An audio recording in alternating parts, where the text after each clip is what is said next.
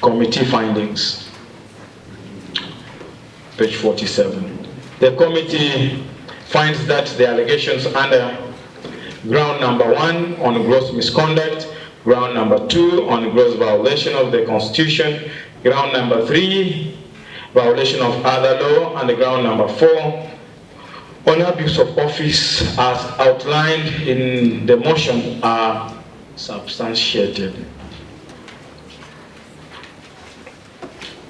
Committee recommendations.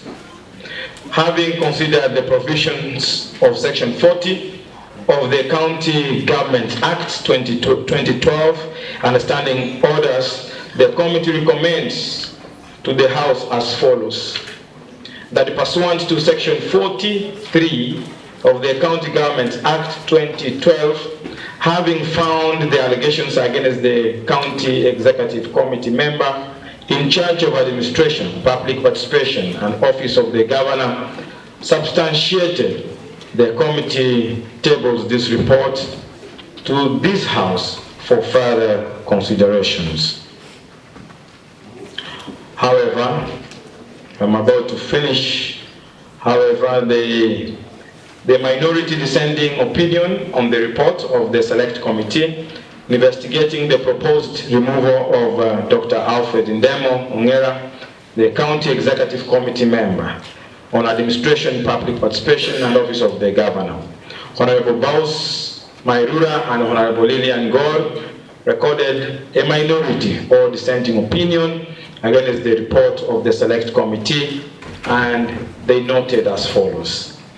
On gross misconduct, the mover claimed that the CECM trade authored and authored on 28th of April 2023 a letter purporting to appoint him to the implementation committee.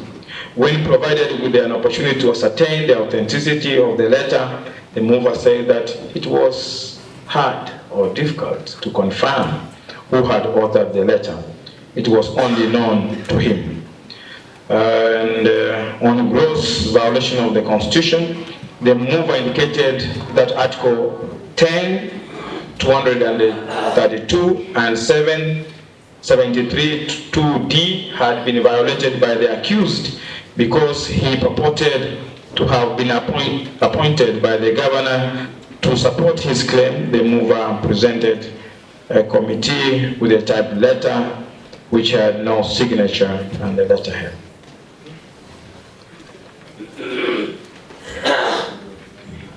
Executive Committee member on administration, public participation, and office of the governor today, Tuesday, 28th May of 2024, do hereby affix our signatures to this report on the Select Committee investigating the proposed removal of Dr. Alfred Ndemo, the Committee Executive Member on Administration, Public Participation, and Office of the Governor, to affirm our approval and confirm its accuracy, validity, and authenticity. Okay, thank you, Honorable Speaker, for the chance that you've given me to add my voice on the report for the Ad-Hoc Committee for the removal from office, the County Executive Committee member, Dr. Ndemo. Honorable Speaker, before I can be able to second the report, allow me to sincerely thank the members for the Ad-Hoc Committee for the job well done. Honorable Speaker, I now beg to second the report for the Ad-Hoc Committee on the removal from office the County Executive Committee member, Dr. Ndemo. Honorable Speaker, as the members of the Ad-Hoc Committee, we had a chance to interact with the key witnesses. At the same time, the County Executive Committee member, Dr. Ndemo, the mover for the motion, Honorable Richmond Rayori, at the same time, the advocate for both parties. Honorable Speaker, as a committee, we found out that, number one, the County Executive Committee member, Dr. Ndemo, illegally created the position for the Human Resource Officer, Public Participation, Disaster Management, which was not within his mandate. Number two, Honorable Speaker, By the virtue of his position as a county executive committee member, Dr. Ndemo bullied employees in order to get information from other departments. Also, he uttered and authored the letters for his personal gains. Number 3, Honorable Speaker, Dr. Ndemo assigned himself an enforcement officer as his bodyguard without following the right procedure or without following the proper procedure. Finally, Honorable Speaker, there is breach of leadership and integrity code. Therefore, the county executive committee member, Dr. Ndemo, should take personal responsibility for his code of conduct. If a member is impeached, Honorable Speaker, that it is actually deemed that that person has violated Chapter 6 of the Constitution, and you have condemned that person to a level that they will never again hold any public office.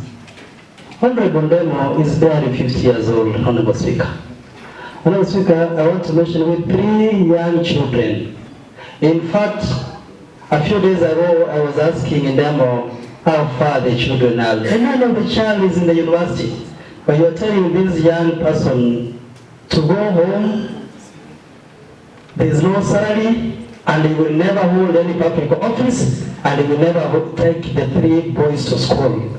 Honorable Speaker, is it something that honorable members can sit in this house and preside on? I can tell you the findings of this committee, ordinarily they have picked what the mover had adduced as evidence, and they converted that to be the finding of the committee, Honorable Speaker. To look at the report, even what Motuma has alluded here, Mr. Speaker does not have